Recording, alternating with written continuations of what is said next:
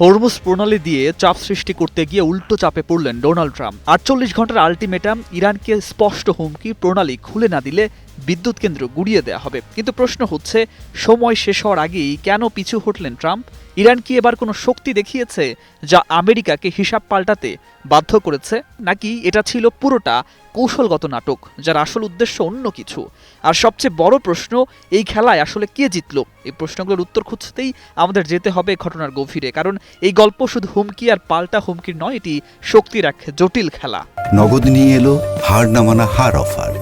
সর্বনিম্ন 10,000 টাকা রেমিটেন্স নগদে পাঠালে থাকছে স্বর্ণের হার জেতার সুযোগ।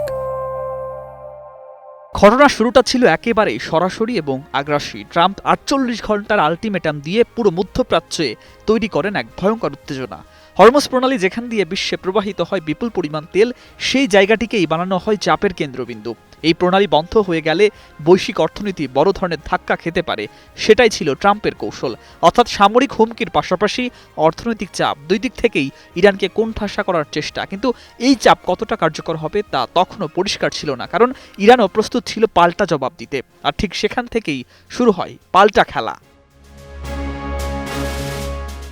ইরান খুব দ্রুত বুঝিয়ে দেয় তারা শুধু প্রতিরক্ষায় থাকবে না, আক্রমণাত্মক জবাবও দিতে পারে। তাদের পক্ষ থেকে স্পষ্ট করে বলা হয়, যুক্তরাষ্ট্র আঘাত হানলে পুরো অঞ্চলের জ্বালানি অবকাঠামোই ধ্বংসের মুখে পড়বে। এমনকি মানচিত্র প্রকাশ করে দেখানো হয় সম্ভাব্য লক্ষ্যবস্তুগুলো, যা এক ধরনের মনস্তাত্ত্বিক চাপ সৃষ্টি করে আমেরিকার উপর। একই সঙ্গে হুমকি দেয়া হয়, প্রয়োজনে হরমুজ প্রণালী অনির্দিষ্টকালের জন্য বন্ধ করে দেয়া হবে। এর মানে শুধু যুদ্ধ নয়, বরং বৈশ্বিক অর্থনৈতিক বিপর্যয়। ফলে পরিস্থিতি দ্রুতই জটিল হয়ে ওঠে। এখানে আর শুধু যুক্তরাষ্ট্র বনাম ইরান নয়, পুরো বিশ্বের স্বার্থ জড়িয়ে পড়ে। আর এই চাপই ধীরে ধীরে বদলে দেয় সমীকরণ।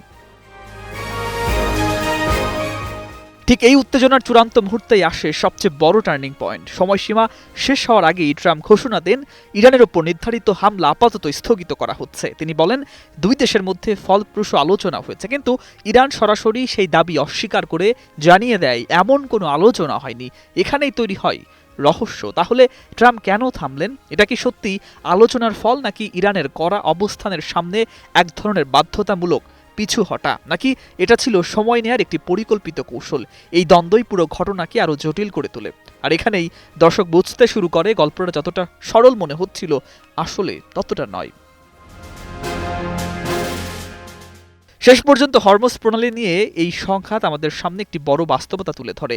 আধুনিক বিশ্বে শক্তি মানে শুধু সামরিক ক্ষমতা নয়, বরং কৌশল, অর্থনীতি এবং মনস্তাত্ত্বিক চাপের সমন্বয়। ইরান দেখিয়েছে সরাসরি আঘাতের আগেই প্রতিরোধ গড়ে তোলা যায়, আর যুক্তরাষ্ট্র সেই ভয়ে পিছু হটেছে। কিন্তু প্রশ্নটা থেকেই যায়, এই 48 ঘন্টার খেলায় আসলে কে জিতল? ট্রাম্প কি সত্যিই ফাঁদে পড়েছিলেন, নাকি তিনি নিজেই নতুন কোনো খেলার মঞ্চ তৈরি করছেন? উত্তরটা হয়তো এখন স্পষ্ট নয়, কিন্তু এই ঘটনায় প্রতিটি মুহূর্ত ভবিষ্যতের বড় সংঘাতের ইঙ্গিত দিচ্ছে।